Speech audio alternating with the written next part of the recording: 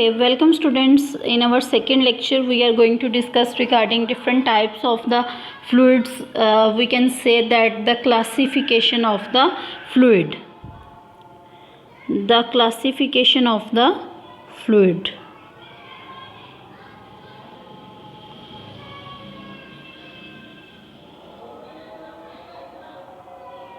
Classification of fluid. Just think about what will be the types or different classifications of the fluid, whether something comes to your mind or not. Just pause the video and think about it for a few seconds. Okay, as far as the classification of the fluids are concerned, they are of three types. First one is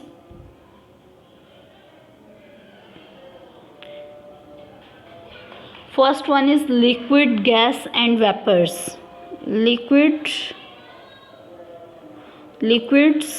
gases and vapors. We all know about these three terms in our daily lives. These play a vital role for the existence of us and for our smoothful practical life.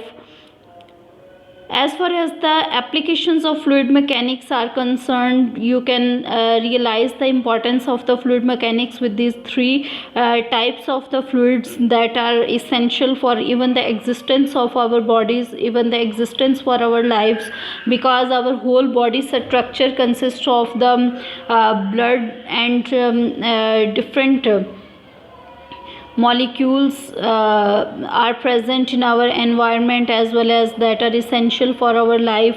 Even without oxygen, that is gas, we cannot breathe, we cannot survive.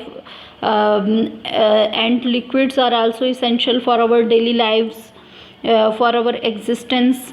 Now we state the definitions of these three, what their relationship with the volume of as far as the liquids are concerned, a liquid is a fluid. What is liquid?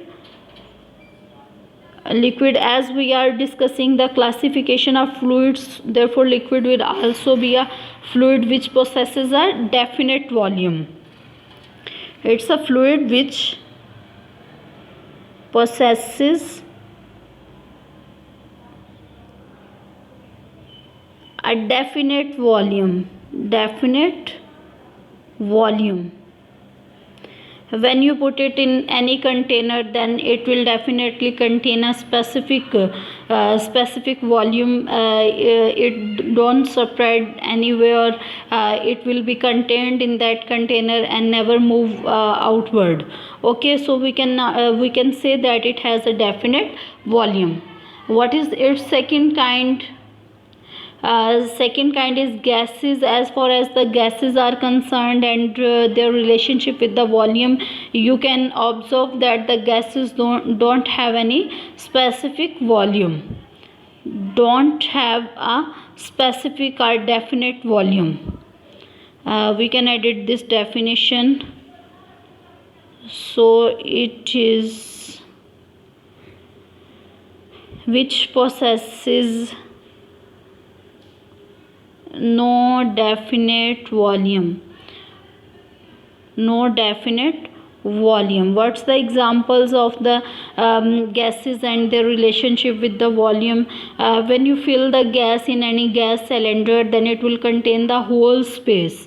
If the cylinder is of 5 kg and if you fill the gas of 1 kg, then it don't retain in the bottom, but it scatters in the whole cylinder and provides us heat through gas cylinders. So it don't contain any specific volume. If we put in 2 kg gas cylinder, then it will contain it will be contained in the whole space. Similarly, when we fill a gas in the gas balloon, then it will also fill out the whole balloon. So gases don't have any specific volume. Okay. As far as the gases are concerned, their relationship with the compressibility, we can say that the gases are also compressible. how they are compressible and what does compressibility means. Compressibility means change in the volume.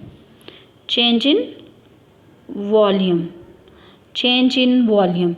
So if we say if we see in the case of gases, then the gases can their volume, as we have already discussed, they don't have any definite volume. So if we exert any forces on the containers of the gases, then they definitely deform it. For example, if we fill the gas in the balloons, if we take the examples of balloons and we fill the gas in balloons, and if we exert any force on its boundary, then it will definitely deform the balloons, and that deformation will continue until you continue to apply that specific force. So this whole phenomena is called compressibility.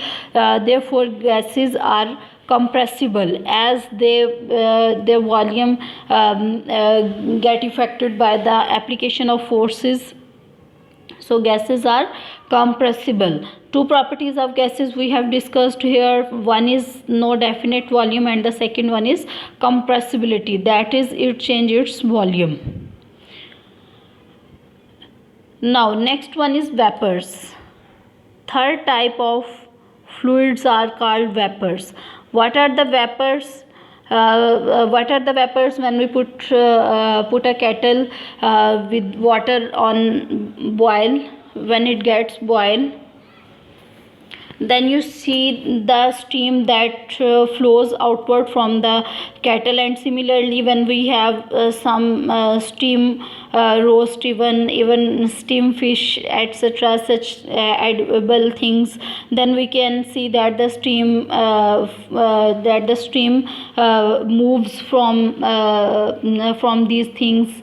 That steam is called vapors. So steam is an example of the vapor. Similarly, when we cook something in pressure cooker, at the removal of the vessel, the stream flows outward from there, and when we put our hand even for a few seconds on that steam converts in water.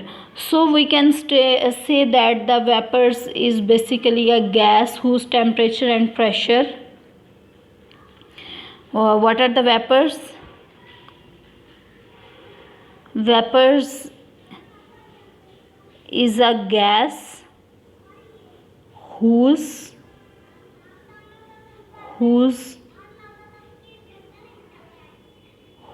temperature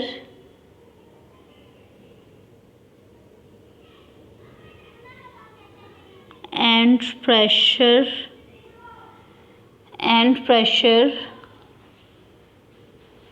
are such that it is very near to the liquid state. Are such that it is very near to the liquid state.